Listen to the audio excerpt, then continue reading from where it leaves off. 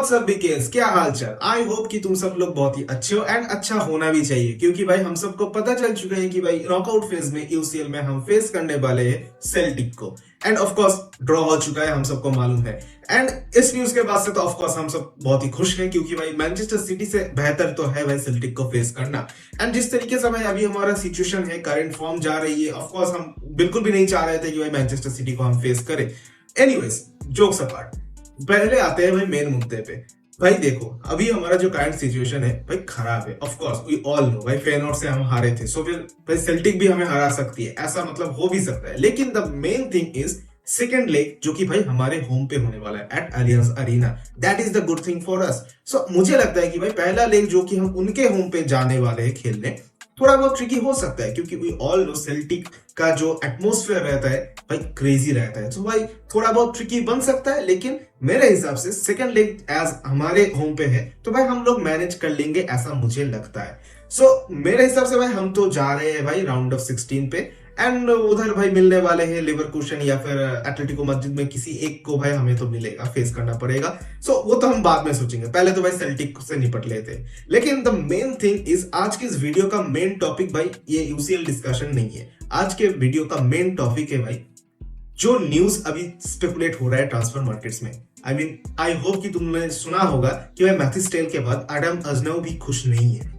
And क्या चल रहा है अभी, यंगस्टर्स इतने परेशान क्यों है, एंड क्या सिचुएशन है हमारे यंगस्टर्स की at this point in our club, इसी चीज को लेके भाई, इसी मुद्दे पे लेके आज के इस वीडियो में थोड़ा बहुत बातचीत करेंगे। तो फिर भाई चलिए शुरू करते हैं। So as we all know कि मैथ्यूस टेल को बिल्कुल भी मौका नहीं मिल रहा था, बिल्कुल भी गेम टाइम नहीं मिल रहा था, एंड वो बहुत ही नाखुश था। एंड फाइनली उसने डिसाइड किया कि भाई वो लीव करेगा बायर्न। अब परमानेंटली लीव करेगा या फिर लोन पे लीव करेगा, ये तो भाई अभी तक कंफर्म हुआ नहीं है, वो अभी भी सोच रहा है, डिसीजन ले रहा है। लेकिन फाइनली जो एक मतलब बहुत सारे बिड्स आए, लेकिन जो सबसे इंटरेस्टिंग प्रपोजल आया that is from Tottenham Hotspur. Tottenham ने भाई 60 मिलियन का बिड डाला है for Mathys Tel permanent deal के लिए। अब देखो 60 मिलियन एट दिस पॉइंट, भाई जरूरत है हमें, पैसों की तो जरूरत है भाई। मैं भी बिल्कुल भी नहीं चाहता था कि भाई ये मैथ्यूस टेल हमको हम परमानेंटली सेल करे, मैं भी बिल्कुल भी नहीं चाहता था। लेकिन एट दिस पॉइंट अगर उसको बेच के हमें 60 मिलियन मिल रहा है भाई, that is a crazy good money. और भाई उस मनी से हम एक लेफ्ट विंगर सॉर्ट कर सकते हैं, इसी विंटर ट्रांसफर में ही सॉर्ट कर सकते हैं। सो फिर भाई व्हाई नॉट। देखो यार, मैथ्यूस टेल को यहाँ पे रहने से तो भाई कुछ फायदा होगा नहीं।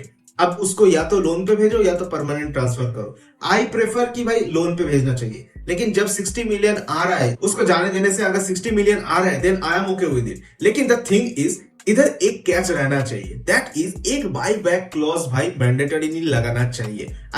मैंडेटरी बाई बैक क्लॉज और बाई बैक क्लॉज में डिफरेंस होता है। आई होप कि तुम लोगों को पता है, जिनको नहीं लग पता है उनके लिए मैं बता देता हूं कि that is by back clause is जब हम किसी प्लेयर को बेचते हैं उसके साथ एक फिक्स्ड अमाउंट का क्लॉज लगा देते हैं, ताकि बाद में जाकर हम उसी फिक्स्ड अमाउंट से उस बंदे को फिर से खरीद सके।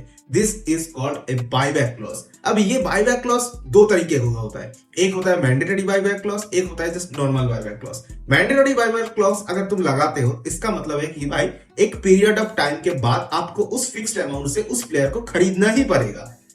तो आई एम सेइंग कि भाई अगर हम टेल को अभी बेचते हैं 60 मिलियन पे, अगर हम बेच देते हैं टॉटेनहम को, एक बायबैक क्लॉज लगाना चाहिए, not the mandatory buyback clause, just normal buyback clause लगाना चाहिए, ताकि हम बाद में जाकर अगर हमें लगे कि नहीं मैथ्यूस टेल भाई काफी मतलब अच्छा कर रहा है एंड काफी मतलब उसने अपना पोटेंशियल रीच कर रहा है, वर्ल्ड क्लास बन रहा है, उसको खरीद लेते हैं, तो हम खरीद सकते हैं बाद में जाके वही फिक्स्ड अमाउंट से। सो मेरे हिसाब से ये मतलब एक बायबैक क्लॉज लगा के भाई उसको बेच देना चाहिए। एंड 60 मिलियन भाई काफी सारा मनी है, उसको ग्रैब कर लेना चाहिए। एंड द रिमेनिंग जो कि भाई डेट्स अभी ज्यादा दिन तो है नहीं विंटर ट्रांसफर विंडो में, तो भाई इन दिनों में भाई एक लेफ्ट विंगर भाई लेके आते हैं। वी ऑल नो कि भाई जो समर ट्रांसफर विंडो में हमारा स्क्वाड ओवरऑल होने वाला है, एंड भाई वी ऑल नो कि भाई होगा कुछ ना कुछ। लेकिन भाई अभी फिलहाल जो सिचुएशन है मेरे हिसाब से यही सही होगा। अब ये तो गया भाई मैथ्यूस टेल का करियर सिचुएशन। आई होप कि भाई कुछ ना कुछ सोल्यूशन बहुत ही जल्द निकल के आएगा। लेकिन what is going on with Adam Aznou? देखो आज ही रिपोर्ट्स आया है कि भाई एडम अजनव भी खुश नहीं है, एंड होना भी नहीं चाहिए।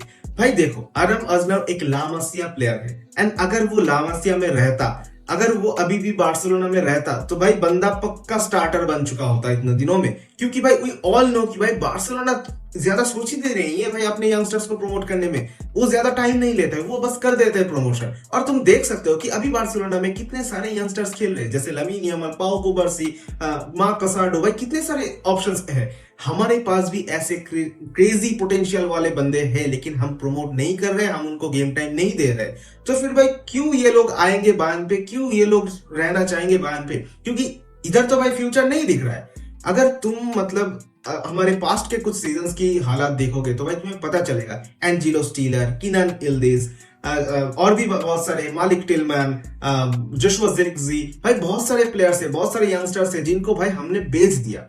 अब देखो बाहर के क्लब में जाकर ये लोग अपना पोटेंशियल शो कर रहे हैं, पोटेंशियल रीच कर रहे हैं और काफी अच्छा खेल रहे हैं। सबसे बड़ा जो मतलब रिग्रेटफुल ट्रांसफर्स हमने किया that is Kenan Yildiz and Angelo Stiller. भाई ये दोनों अगर अभी बायर्न पे रहते तो फिर भाई हमारा मिडफील्ड एंड हमारा जो बैकअप स्ट्राइकर का सोल्यूशन ये सब हो जाता। I mean, अब तो हम कुछ कर भी नहीं सकते क्योंकि भाई हमने इनको मौका नहीं दिया। तो भाई ऑब्वियस सी बात है ये लोग अपना डेवलपमेंट के लिए तो दूसरे क्लब में जाएंगे।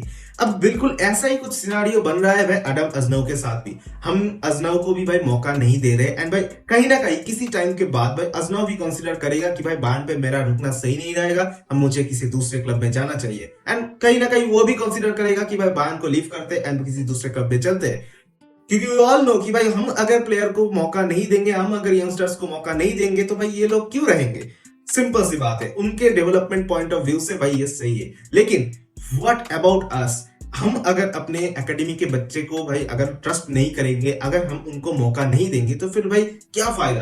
क्या फायदा भाई? कुछ नहीं होने वाला है। तुम देखो पिछले साल जिस तरीके से थॉमस टुचेल ने भाई पाव्लोविच को बुलाया, I mean, कोई जरूरत नहीं थी भाई, उसको कोई जरूरत नहीं थी भाई पाव्लोविच को बुलाने की। वो बार बार से यही मांग कर रहा था कि भाई मुझे एक सीडीएम चाहिए, मुझे सीडीएम खरीद के दो। तो अगर बोर्ड सीडीएम खरीद देता तो फिर भाई पाव्लोविच आज शायद ना होता टीम पे हमारे साथ। लेकिन उस बंदे ने क्या किया? उसने प्रमोट किया, उसने उसके अंदर ये गूदा है। यही सेम गूदा मैं चाहता हूं कि भाई कंपनी भी दिखाए। कंपनी को भी ट्रस्ट करना पड़ेगा हमारे यंगस्टर्स के साथ। I mean, देखो ये जो कल के जो मैच होने वाला है बुंदेसलीगा में होस्टेलकाइन के अगेंस्ट, भाई यही तो मैचेस है, यही तो अपॉर्चुनिटीज है। इन्हीं मैचेस के अगेंस्ट में भाई हमें खिलाना चाहिए। तुम्हें अभी मालूम नहीं चल रहा है कि भाई कितने सारे क्रेजी यंगस्टर्स हैं हमारे साथ। तुम्हें मालूम चलेगा 4-5 साल बाद जब वो किसी दूसरे क्लब में जाकर बहुत ही अच्छा खेल रहा होगा, तब तुम्हें पता चल रहा है कि भाई ये बंदा भी हमारे साथ ही था, लेकिन भाई हमने इसको बेच दिया। हमने इसको बेच दिया क्यों? क्योंकि भाई इसको गेम टाइम नहीं मिल रहा था, तो इसने भाई दूसरे क्लब में जाने का फैसला लिया। यही सुनने में आएगा। जैसे कि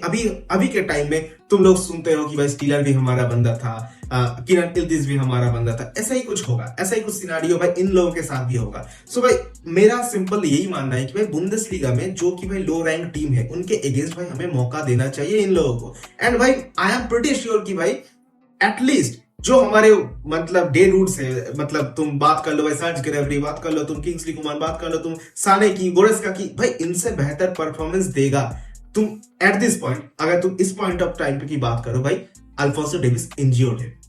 वी ऑल नो भाई हमारे पास लेफ्ट बैक मतलब सिर्फ और सिर्फ एक ही ऑप्शन बचा है, दैट इज राफेल गुएरो।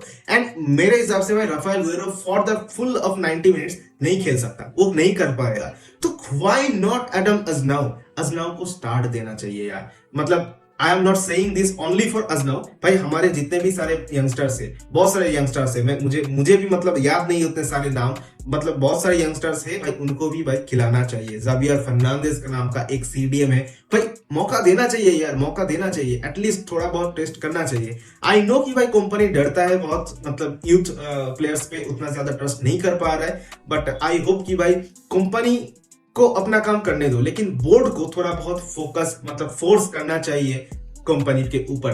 बोर्ड को बताना चाहिए कि भाई तुम यंगस्टर्स को प्रमोट करो, तुम यंगस्टर्स को मौका दो। मुझे लगता है कि भाई बोर्ड अगर थोड़ा बहुत प्रेशराइज करेगा कंपनी को कि भाई तुम खिलाओ, तुम हमारे यंगस्टर्स को प्रमोट करो, तुम इनको गेम टाइम दो, तो फिर भाई मुझे लगता है कि भाई ये चीजें सॉर्ट हो सकती है। आई मीन देखो कंपनी खुद से तो नहीं कर रहा है, तो ऑब्वियस सी बात है कि भाई बोर्ड को इंटरफेयर करना चाहिए। एंड बोर्ड के एंड कंपनी के प्रेशर से भाई यंगस्टर्स को मौका मिलेगा, इतना तो मैं कह सकता हूँ। और अभी अगर हमने इस चीज को सॉल्व नहीं किया तो भाई एक गलत मैसेज जाएगा टू आवर यंगस्टर्स।